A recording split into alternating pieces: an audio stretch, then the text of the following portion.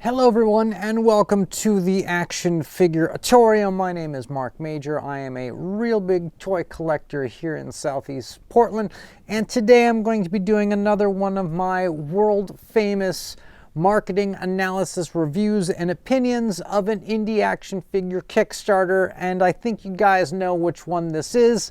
Space Zombies from Mars, and I've already kind of looked at it a little bit and I think it looks pretty good. I think it checks most of the boxes.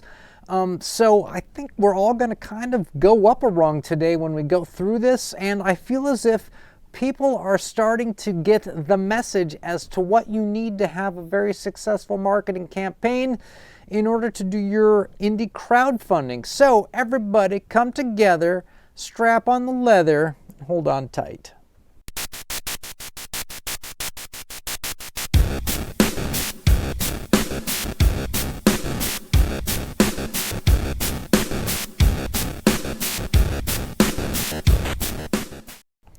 Now, for those of you who don't know, I am an old school sales and marketing guy. I started off selling guitars before I went into the .com sphere and went into corporate sales and marketing. But now I run my own video studio, a brick and mortar location in Southeast Portland, and I cater to music video directors and ad agencies, and that means I have to market to marketing people, and while it's a lot of fun, it's a bit of a challenge. So I really love to take my chops and put it against these Kickstarters, and of course I have come out with a video that some of you have watched, but not enough, I feel, of the marketing essentials, the 101 best practices. Now, I say this because I have a updated version I am working on, and I want everybody to know that I'll be releasing it this year. We're going to do a video, but it may also be a PDF guide that you could download and read and use. So with that, let's get right into taking a look at this particular campaign. Let's switch over to desktop view. Very exciting switch over there, I know. Okay, Space Zombies from Mars. First thing, this is a Canadian campaign. The money here is listed in Canadian dollars, but also translated to USD. You just kind of squint to see them. So, we're going to look at the campaign first so that we all know what I'm talking about. The Nameless Toy Company, that is actually, it turns out, I looked it up, it's a kind of a conglomeration of a couple different people, specifically this Adam Drake, and I believe the sculptor's name is Arlen Peltier, and you can go to his website just to do a little bit of vetting right out of the gate to see if this is something you should be involved with, and you can see that this cat has done some fantastic sculpting of some products that some of you might actually own. These sort of, fresh monkey fiction Santa Clauses. I think we've all seen these come around Christmas time on Big Bad Toy Store, and some of these other sculpts some of you have seen before, and I get the feeling that there's probably quite a bit of stuff he's done that's not listed. So back to Space Zombies. Scrolling down, we get a sort of cool looking very modern astronaut, I'd say. Not that kind of hokey 70s fake moon landing astronaut, but one of these like real astronauts, and comes with a whole bunch of stuff: helmets, guns, hands, extra head, that giant pack so that they can camp on the moon. And of course we've got a blue one. Each of the different colors corresponds to a different sort of branch. The olive green is military, the blue is science. Then we get a astronaut zombie, okay? And notice that the astronaut zombie only has one thing it comes with, and that's like a broken dome, right? Then we get a blue astronaut zombie. So if you haven't figured it out, there's a green astronaut, and there's a green astronaut zombie. There's a blue astronaut, there's a blue astronaut zombie. Then there's the exclusive glow-in-the-dark zombie astronaut. Of course, they have a vinyl record for sale as well as a comic book. Then there are some stretch goals listed here. You can eventually get up to this dude, a red astronaut, and of course there's a red zombie. Now these hands, by the way, if you didn't know this, let me spell it out for you. When you look at this page here, you can see that there's a bunch of hands and guns and stuff, but then there's some stuff that's blacked out. And the reason for this is that when they get to these unlocks, these stretch goals, these will then be included. So if they get enough money, they're willing to give you more hands. That's the incentive. So these blacked out hands are actually going to be, when we get back down here, right here. So if they can get to $137,000, you get hands. Here's another unlock. It's a white astronaut. And of course, there's a white zombie. Here's the extra blackened out parts that you can get that will unlock. Like here you see this arm right there. That extra arm is actually part of this unlock. That's how you're supposed to read this. So you get a orange astronaut, and also it's a female head, I believe.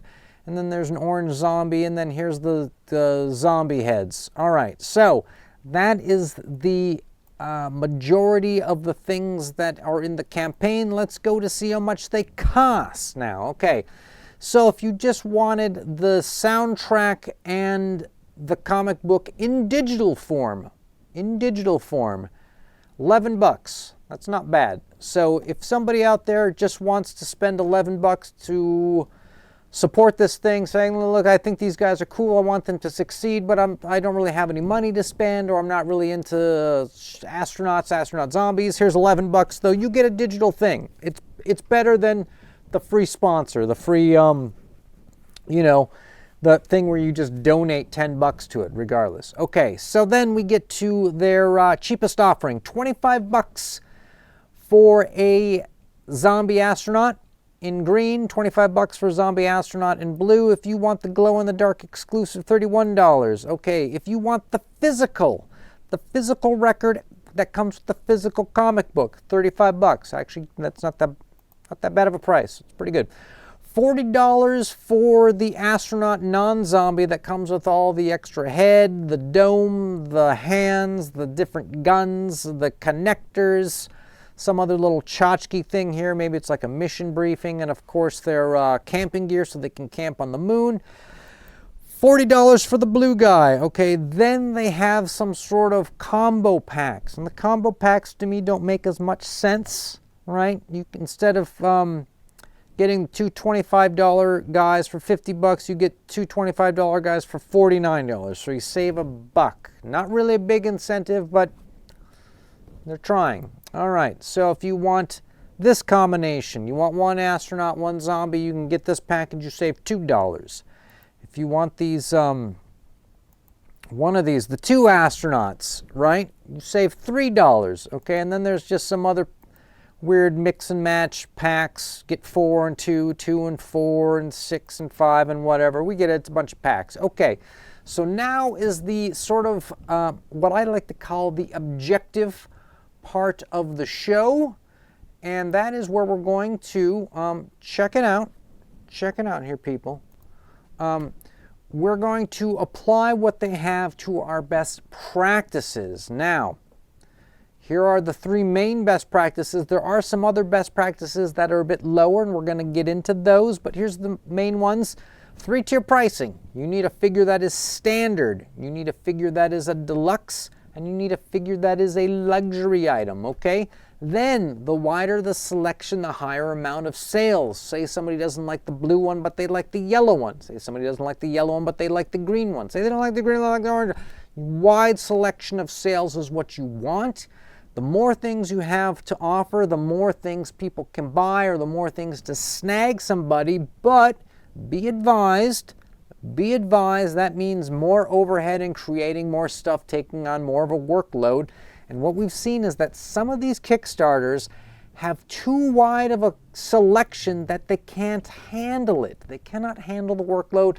And in one case, Marauder Gun Runners, they actually refunded people's money because they couldn't juggle everything at the end of the day after a couple years, and it's all kind of collapsing. But who knows? They might pull that one out. Anyways, all I'm just trying to say is that the wider the selection, but that also means more overhead in terms of your workload. Be careful. All right, and the last thing is put all your marketing on your Kickstarter page, and we're going to get into all 3 of these right now. So, we're talking about the 3-tier pricing on this. They have a standard figure, 25 bucks. I think that's pretty good. I think $20 would be better. But inflation and the cost of getting this thing going, I understand it's a lot of money. to make this stuff happen. So 25 is not bad. And also, I want to point this out, something that I have talked about in the past is that you need, as the creator and new toy company, you need to create something to go into this SKU. That is, you don't just create the world's greatest action figure and say, oh, well, the world's greatest action figure is going to cost you 60 bucks. No, you need to come up with a $20, $25 figure, and you do whatever it takes to get into there, even if that means not giving all the hands, which they didn't do, not giving all the heads, which they didn't do, not giving the pack and the weapons, right? Maybe the articulation could get dumbed down if it makes it cheaper. It's more important to get something into that SKU than it is to make the world's greatest action figure and then convince everyone to sell it. That's not how you do it. So they are on point, having a standard figure for 25 bucks and scaling back the amount of crap. Next, they have a $40 figure, a deluxe figure, and remember, deluxe is for people who are willing to pay more if they get more. And in this case, they are giving you more. They give you an extra head. They give you the dome. KJ Smith will be happy to know that there's plenty of dome with this. You get 3 extra sets of hands, a couple of weapons. One of the weapons looks particularly cool. You get the pack. And if they hit the unlocks, you're going to get a whole bunch of extra stuff, okay? And so they've got this guy 40 bucks in green and this guy 40 bucks in blue. All right. So what they are missing then is the luxury item. And some people don't understand the nature of the luxury item. They think that it might be something that you have to specifically make really complicated to make it expensive. It's not about that. It's coming up with something that is expensive for the sake of being expensive, just for people who have so much disposable income that they're willing to just reach out and grab it regardless of what it is. They don't look and see if they're getting their money's worth. They just look and see if there's something expensive and they buy it. So these guys do not have something in, like, say, the $70, $75 range, and it could be something stupid. It could just be that it's transparent, translucent, or it's just all painted silver or silver gold edition. It could be something dumb that doesn't warrant charging 75 bucks, but you need to have a luxury item. It's like its value is in name only, and so they're missing that, and you don't have to launch with the luxury item. The luxury item could be an unlock that you get to, but really that's kind of what you need. You need those 3 things, and they're almost there. They're that close. Maybe they figured they could do without the luxury item, but you will go up X amount of more dollars with that. Okay, now the second thing on the best practices list was wide selection. And generally speaking, you want about 4 standard figures to 2 deluxe figures to 1 luxury item. So it does this. It's that pyramid thing, right? You want more cheap stuff at the bottom. You don't want a bunch of really expensive stuff at the top, just the opposite. And they've got 2 cheap guys, 2 standard guys, and then they've got 2 deluxe guys. I mean, just to start with, with the unlocks, that all could change. And that's kind of it. And so what I think would have been perfect for these guys is if they could have done 2 cheap zombies and 2 cheap astronauts. That would be perfect, right? Because some people may go, well, I want to get one of these figures, but I only want to spend the 25 bucks, but I don't really want my guy to be a zombie. I kind of just want another astronaut. I feel like he could hang out on the set of my, 2001 diorama, right? In which case, you're going to have to bump up if you want the astronaut. And if you had a cheap astronaut in $25 range, and again, it wouldn't come with the extra head and the extra hands and the pack and this, if you just get you get a dude. So basically, it's like kind of like they take the zombie guy and they put an astronaut head on it and they say, oh, it's standard astronaut. That would be perfect. If they did that, they would definitely get an A mark from me on the campaign. So although this is not terrible, I'm not saying that's not going to fund. I'm just saying it's the best practice. It's what you do if you want to get the most amount of money out of it. All right, now the last thing is in regards to their marketing, and do you have everything on the page? So they do not have a little intro video. Something that is missing a little bit earlier today, there was actually a line of text here that just said intro video. And they took that got rid of that, but they didn't add the, it was like a placeholder for the intro video, but they haven't put the intro video up. But you don't really need an intro video. If Kickstarter is willing to give you a slot to make a video, use it. You definitely use it.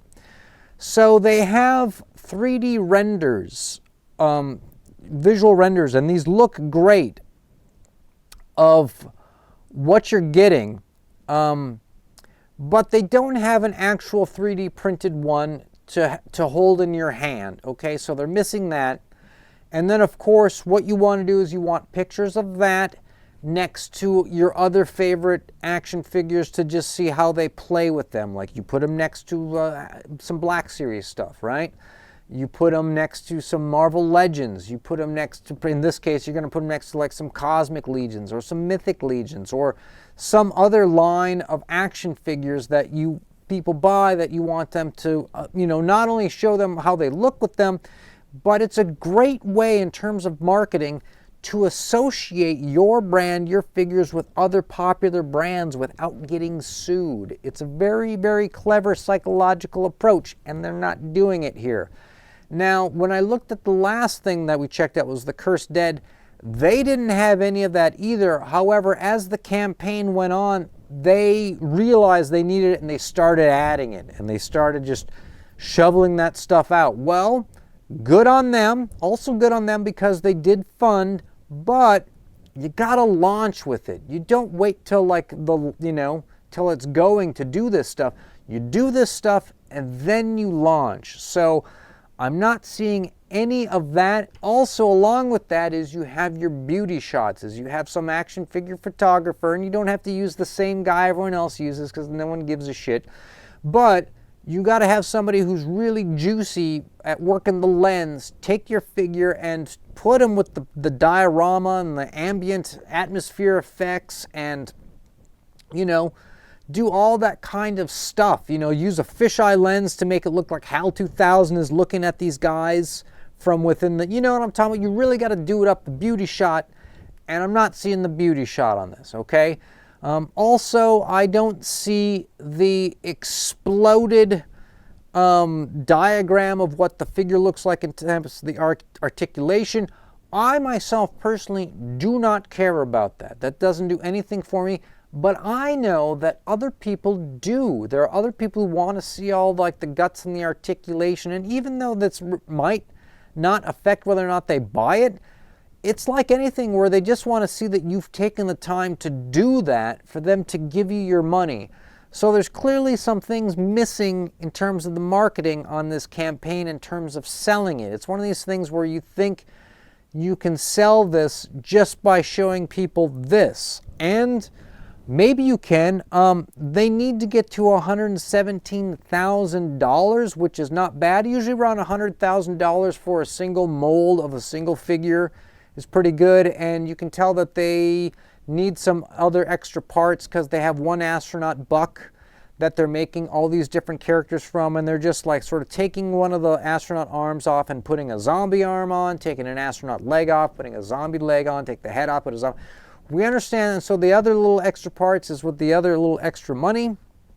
Hopefully $117,000 is enough to get them all the stuff that they need to launch this, right?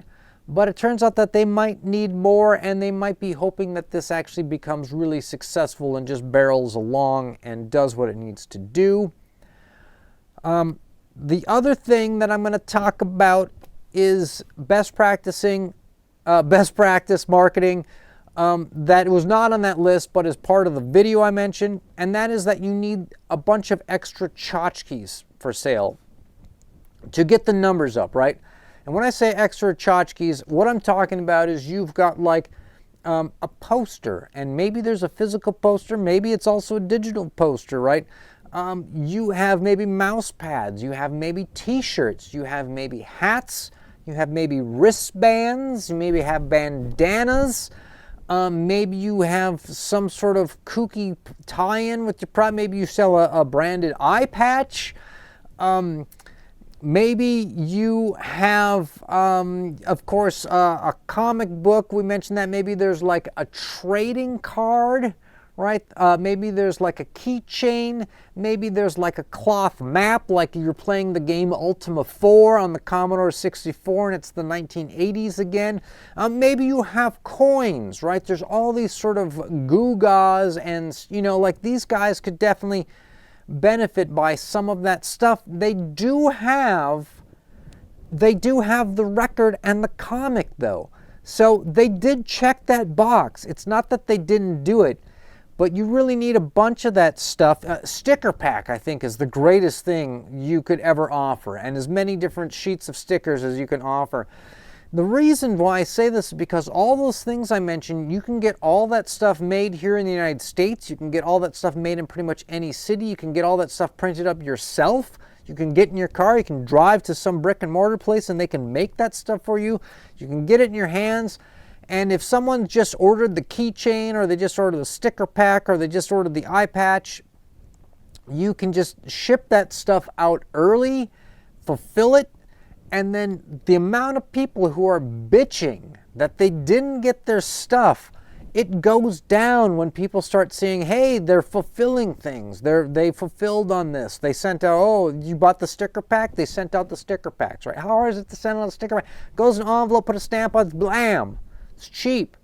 Getting the stickers printed is dirt cheap. Getting a t-shirt printed is dirt cheap. That stuff's all super cheap and easy. A little thank you card, a postcard. Postcards are cheap to get printed up and send out. Because of that, you should do a bunch of that stuff. Now, these guys could easily have some cool tie-in stuff. They could have like a collectible coin that's like a mission coin for this whatever mission to zombie Mars or whatever. There could be a Martian map. There could be all sorts of little, you know, like I think one of these guys came with like it was like a classified sort of case. You could actually have a little, and just be printed paper. You could actually have that a 1-to-1 size thing that people could buy for $10 with your mission briefing, and it could just be a bunch of like terribly Xeroxed papers. You know, you don't have to even print it out on your printer and use printing ink. Just go to Kinko's, man. There's a lot of marketing ideas that can go into these tchotchkes. You almost need a separate guy to handle that. And again, they did check the box. They do have it, but you could go totally ham on this stuff and really make an impact and add an extra $10,000, $20,000 of just, let's face it, crap, okay? Let's be honest. So, everything here about this looks great. They've got a great team working. They've got, as far as I'm concerned, they've got really clean looking action figures, really clean designs, really well done. The tiers are pretty close. They're a little lacking in the standards, a little lacking in the luxury, but very close. They've got the idea. The standard, deluxe, very there. The selection, pretty wide. Could be a little bit wider. Not bad for what they're offering, especially if they get to the unlocks, okay?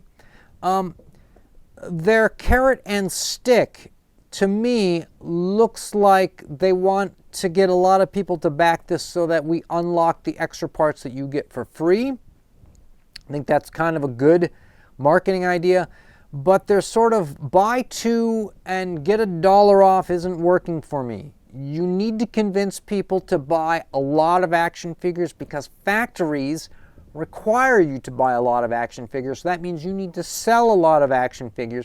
And even if you don't make as much money per figure, selling more figures in the long run is better, and it goes towards what I call market share, which I'm going to get to in a separate video where we're just going to talk about the market share of action figures and how important that is and why some companies are totally crushing it on market share while others are not, okay? So their marketing materials on the page itself, super lacking right now. They're lacking a lot of photos of the figures. We just got these renders. It feels like they launched too soon. They're not ready. I bet you any money the stuff's coming though. When they see that the numbers aren't hitting as high as they might be expecting, right? And again, they've done pretty well. We're up to $15,000. We're like one day in, okay? They're going to start adding more picks to this. You need to launch with that stuff, though. Don't wait. Okay, and then, of course, more tchotchkes. Now, before I wrap this up, people, let me give you my personal, as a toy collector, not as a marketing ham, not as a marketing stooge, just a toy collector, what I think of these figures, okay? Just by looking them, and would I buy these? I love to collect astronaut action figures. I think astronaut action figures are awesome, and I really love the look of these sort of modern astronauts, not your, Kubrick filmed it on the moon figures, the Apollo whatever guys. These are your modern looking guys, and I love these dudes, and I also love the idea of zombie astronauts. I think it would be great if there was, if they did one that was just a skull, right? Just a skeleton astronaut would be cool. If the arms are just a skeleton astronaut, that might be kind of nifty. Maybe somebody will 3D print one that's an add-on for this and maybe buy it later. So I actually really, really love the look and the design and the concept behind these guys, even though there's not any kind of specific story behind it. I mean, I know they have a comic book, but if you don't have a comic book, you're doing it wrong. To me, it doesn't really need a story. All you need to know is that these guys are part of some sort of mission, space mission, some space academy mission, that kind of thing. And so I really dig this. I think this is kind of a cool concept. I'm a little bit worried that there's not enough people like me who think this is a cool concept, okay? I'm a little bit worried that this is a little too plain for people, that the generic astronaut is not enough, and just by giving the astronaut a gun, you're not really satisfying sort of the average mook that's out there, okay? And that I think that for what these guys are going for, I think it may be too narrow of a fan base, believe it or not. I mean, some of these campaigns that you would think like, oh yeah, they're undeads and demons. It's gonna be huge, and it turns out it's not huge. It limps across the finish line, and it really needs $40,000 from Big Bad Toy Store to fund, kind of thing. You'd think like some of this stuff would just have a huge, and it doesn't. You're surprised all the time. And I think this will fund personally, right? Because I've seen these other campaigns fund that, to me, I didn't think that they were as strong, but I'm a little bit worried that the astronaut is enough of a hook for enough people. Now I have a little bit of fake insider knowledge. I, of course, tune in every Friday to the Highly Posable podcast. It is an awesome collection of gentle dudes who collect the most extreme, outlandish action figures out there, right? These are guys who buy a lot of these imports from Japan, and they're also really good guys. They're a really funny crew of dudes. Check them out. In one of their podcasts, Josh Brown, who is a cat who backs a lot of these Kickstarters, he mentioned that these guys are not going to are not expecting a big, huge payment from Big Bad Toy Store like we saw with Brutal Realm and Cursed Dead, who put up a pre-order, and then, the Big Bad Toy Store took that pre-order, and they gave this huge chunk of money to those companies. That these guys are not expecting that, but what they did was, I guess they lowered how much money they're asking for, right? So that when it does fund, Big Bad Toy Store will do the same thing, but it will come after.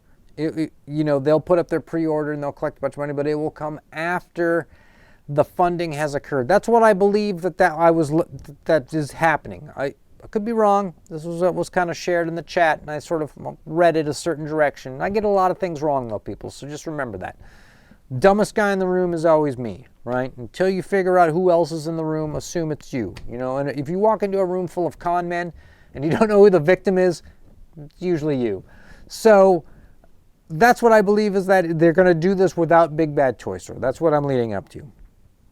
I know it's a bit of a mouthful on this. So that is the hold on here. Let's get this high production value going. That is my take on what's this thing called? Space Zombies from Mars.